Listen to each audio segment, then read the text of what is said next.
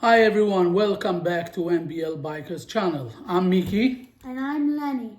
Today we're going to talk about a checklist of what you want to check when you buy a motorcycle not from the dealership. Okay Lenny, you want to drink something? Yeah.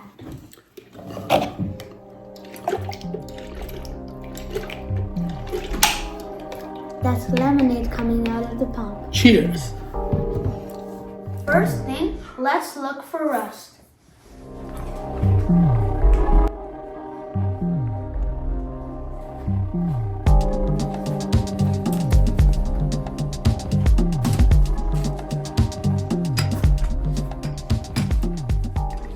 Next thing, let's check if the handlebars are straight and solid.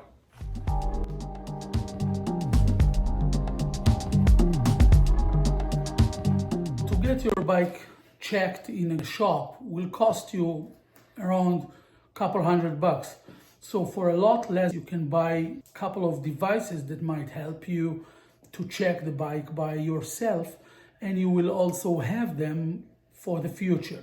One of them is this device to check the battery and the charging system. So you want to check the battery.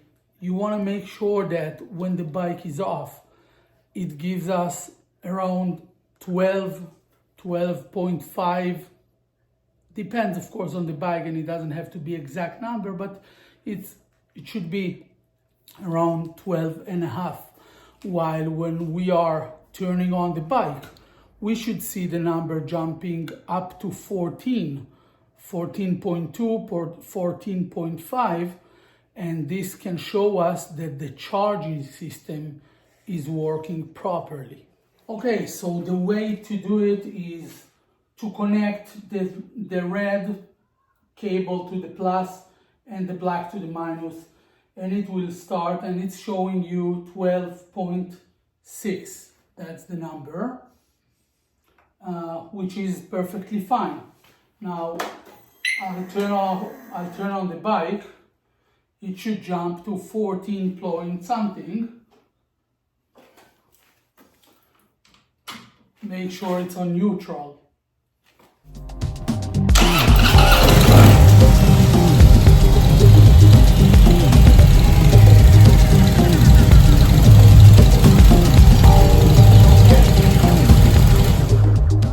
So we can see that the charging system is working properly, and the bike showing 14.3, which is a good number. One of the first things we check are leaks. Gotta check for oil leaks and gas leaks.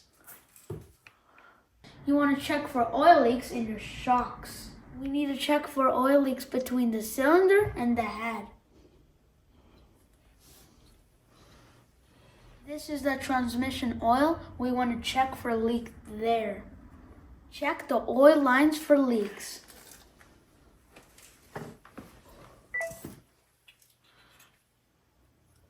Checking for leaks, make sure that the bike is hot. If the bike is cold, the oil will not leak. Look for gas leaks around the carburetor or the fuel injectors. The next device that not everyone knows about, but it costs $25. It's not expensive. You can find them online everywhere. And this is actually very important. This is a compression testing kit. You want to check the compression on the bike. 90 considered okay, but if the number you see is 90, you should start planning the motor rebuild. You don't want to buy a bike that is 90.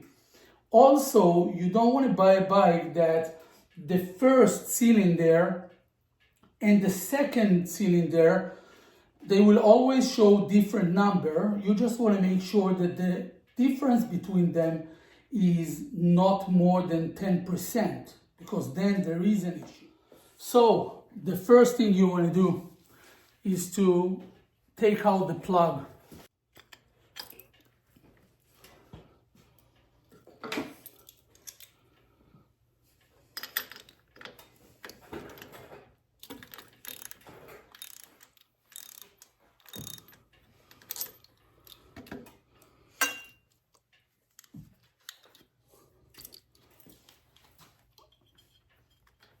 right, the plug is out now.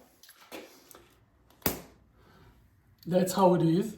At this point, I'm just going to put it right here and hold it strong to see the compression. Now I'm just gonna click the starter. That's enough. As you can see, the compression is almost 150, which is very good. It's about 140 now. Same thing, I'm going to repeat on the other cylinder. I'm going to connect the plug back into here and I will test the other one. If the other one is around the same number, then you're good. If the difference is more than 10%, not so good. And if you are 90 or lower than 90, you need to know that you are going to have to rebuild this engine. The next thing you want to look for is bad screws. If you buy an older bike, most likely screws are very old.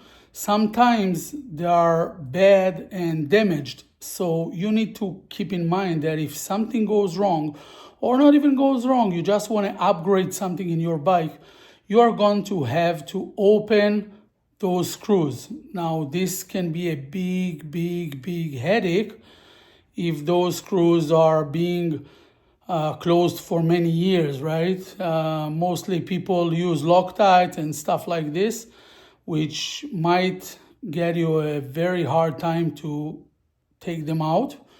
This is something to check and understand and keep in mind. You mostly want to check those screws, the ones that are deep inside, because if you need to open one of those when time comes, it might be a big issue.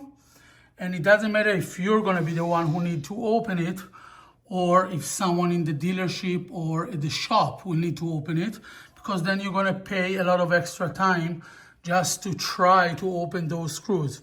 So it's not a reason not to buy the bike, but it's something to definitely check. That's it for today. Thank you for being with us. Thank you for watching. Click subscribe and like for some more content.